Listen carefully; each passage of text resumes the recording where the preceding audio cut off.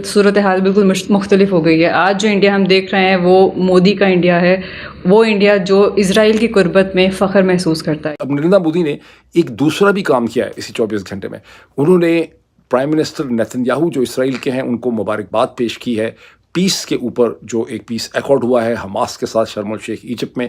P M Modi کا phone receive کرنے کے لیے نیتن یاہو نے اپنی کیبنٹ کی میٹنگ کو کچھ دیر کے لیے روک دیا. اسرائیلی اخبار ٹائمز آف اسرائیل نے دعویٰ کیا ہے. مجھے تو شرم آ رہی ہے، 2 ارب ہم مسلمان ہیں، ہم کیا منہ دکھائیں گے اللہ کو؟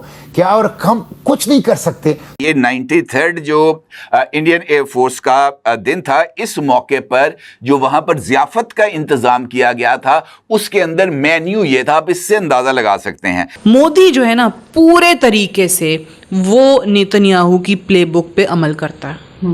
سو اس میں کوئی دو رائے نہیں ہے، کوئی شک نہیں ہے. مینیو یہ تھا جناب، راول پنڈی چکن تکہ مسالہ، دوسری آئٹم ہے رفیقی رارا مٹن، بلاری پنیر میٹھی ملائی. پاکستان امن کا وہ ایک مرکز بن جائے، اور جب یہ پاکستان امن کا مرکز بنے گا، اتحاد اور اتفاق اور طاقت ہوگی تو ہم سری نگر آزاد کر سکیں گے. مودی جنگ کے جو دھمکیاں دے رہا ہے اس کو جواب دے سکیں گے اور فلسطین کو آزاد کر سکیں گے. اس سے کیا پیغام دینے کی کوشش کر رہے ہیں؟ اس سے یہ پیغام دینے کی کوشش کر رہے ہیں کہ آپ نے ہماری ان ایئر بیسز کو نشانہ بنایا. کون کہہ رہا ہے کہ آپ نے ان ایئر بیسز کو نشانہ نہیں بنایا؟ ہاں، امریکہ کے ساتھ ان کا تھوڑا مسئلے بھی چل رہے ہیں، مگر وہ مسئلے میرے خیال سے بھی حل ہو جائیں گے، کیونکہ India is too big to ignore, India is too big to discard یا سائڈ لائن. اور مجھے اس کو دیکھ کے ایسا لگتا ہے کہ مہاتما گاندھی جہاں کہیں بھی ہوں گے جنت میں، دھاڑے مار مار کے بیچارے روتے ہوں گے، دھاڑے مار مار کے روتے ہوں گے جو ہندوستان کی اس وقت ویلیو سسٹم کے حالات ہو چکے ہیں نریندر مودی کی حکومت کی شکل میں. آج ایسی بڑی خبر آ رہی ہے جس نے پورے بھارت کا دل جیت لیا ہے. کل ہمارے پردھان منتری نریندر مودی نے اسرائیلی پردھان منتری کو فون کیا اور ٹرمپ کی مدھیستتا میں بنے غزہ پیس ڈیل پر زوردار بدھائی دی. یہ کوئی معمولی بات نہیں ہے کہ اسرائیلی پردھان منتری نے سرکشا کیبنٹ کی اہم بیٹھک کو بیچ میں روک کر سیدھے مودی جی سے بات کی. یہ اسی بات کا ثبوت ہے کہ بھارت کے پردھان منتری کا کس قدر سمان ہے اور دنیا میں ان کی لوکپریتا کتنی بھاری ہے. پی ایم مودی نے کہا کہ یہ سمجھوتا آتنکواد کے خلاف ایک بڑی جیت ہے اور بھارت ہمیشہ آتنکواد کے ہر روپ کے خلاف کھڑا رہے گا. انہوں نے ساتھ ہی اسرائیل اور غزہ کے لوگوں کے لیے مانویہ سہایتا میں بڑھوتری کو بھی سواگت کیا. برٹین کے پردھان منتری نے بھی حال ہی میں مودی جی کی تعریف کرتے ہوئے ان کی کورٹنیتک क्षमता کی سراہنا کی ہے. دوستوں، یہ وہ سمان ہے جو مودی جی نے اپنے کرموں سے کمایا ہے اور یہی کارن ہے کہ وہ وشو میں سب سے ادھک پرشنست نیتا ہے. یہاں سے بھارت کی طاقت کا نیا سندیش جاتا ہے. سمان اور کورٹنیتی میں اول اسی وشے پر آگے بات کریں گے. میں چاہتا ہوں کہ میں یہ مطالبہ کروں کہ عمران خان کی فری ٹرائل کی جائے، انڈیپینڈنٹ، اور ان کے ساتھ ایک بامانی مذاکرات کیے جائیں.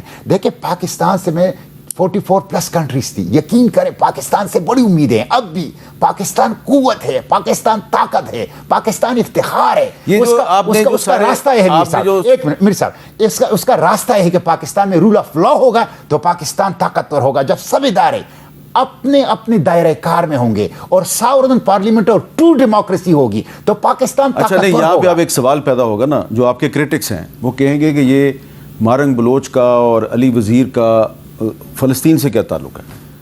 فلسطین سے اس لیے تعلق ہے کہ پاکستان کا فلسطین سے تعلق ہے. جب یہ ناراض راضی ہوں گے، یہ کتنی دکھ کی بات ہے. آپ کو پتہ ہے، میں میر صاحب میں اللہ کو گواہ کر کے کہتا ہوں، لیفٹیننٹ کرنل 12-13 فوجیوں کے ساتھ، یہ میرے دل کے ٹکڑے ہیں.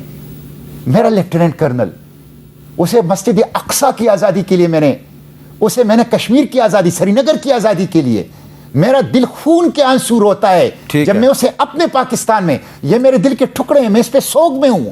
میں چاہتا ہوں کہ یہ آگ بجھے، پاکستان امن کا وہ ایک مرکز بن جائے، اور جب یہ پاکستان امن کا مرکز بنے گا، اتحاد اور اتفاق اور طاقت ہوگی تو ہم سری نگر آزاد کر سکیں گے.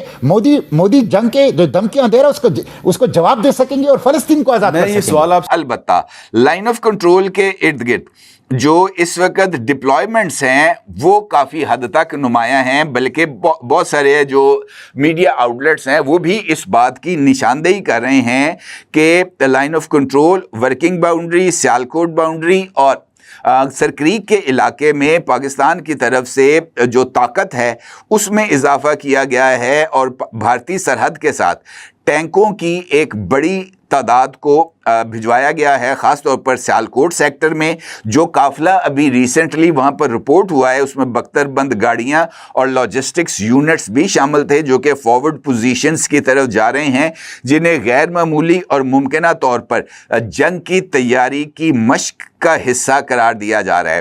اسی طریقے سے سرکریک کے علاقے میں بھی پاکستان کی طرف سے ملٹری بلڈ اپس کی رپورٹس بھی ہیں اور راجناتھ سنگھ نے اس کا ذکر بھی کیا ہے. کل میں نے آپ کو ڈرونز اٹیکس کے حوالے سے بھی بتایا تھا جس میں بی ایس ایف کی ایک پیٹرولنگ بوٹ جو تھی اس کو تباہ ہوا ہے. تو کہنے کا مطلب یہ ہے کہ یہ چیزیں آگے بڑھ رہی ہیں، آرٹلری ریجمنٹس بھی آگے بڑھ رہی ہیں. اس کے ساتھ ساتھ یہ جو نئی پاکستان کی راکٹ فورس ہے، راکٹ کمانڈ فورس، یہ بھی ایکٹیویٹ ہو چکی ہے. تو کہنے کا مطلب یہ ہے کہ جس طرح کی صورتحال کا سامنا ہے، پاکستان اس ساری صورتحال میں اپنے دفاع سے غافل نہیں ہو سکتا. کور کمانڈرز نے بھی واضح طور پر اسی بات کا اظہار کیا ہے کہ اگر انڈیا نے ایک نیو نارمل بنایا ہے تو ہمارا بھی اب ایک نیو نارمل ہے، اور وہ نیو نارمل ہے نیا، تیز اور مؤثر جوابی عمل. بہرحال نریندر مودی نے تو یہ بتایا اور پھر ٹریڈ کی بات ہوئی. اب نریندر مودی نے ایک دوسرا بھی کام کیا ہے اسی 24 گھنٹے میں.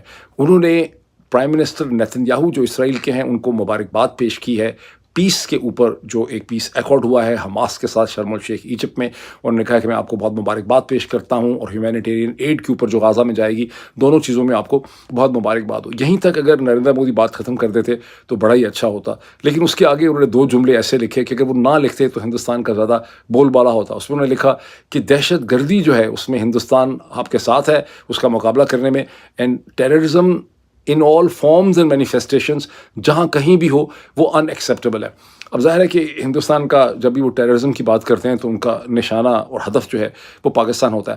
لیکن ہندوستان کی اتنی ایلیویٹڈ پوزیشن رہی ہے گلوبل ساؤتھ میں کہ اگر وہ یہ جملہ حماس کے حوالے سے، فلسطینیوں کے حوالے سے دہشت گردی کا یہ جو الزام ہے یہاں پہ نہ لگاتے تو وہ بہت بہتر ہوتا، پیچھے ہی بات ختم کر دیتے. اور مجھے اس کو دیکھ کے ایسا لگتا ہے کہ مہاتما گاندھی جہاں کہیں بھی ہوں گے جنت میں دھاڑے مار مار کے بیچارے روتے ہوں گے، دھاڑے مار مار کے روتے ہوں گے جو ہندوستان کی اس وقت ویلیو سسٹم کے حالات ہو چکے ہیں نریندر مودی کی حکومت کی شکل میں. لیکن دھاڑے خالی وہی نہیں مارتے ہوں گے.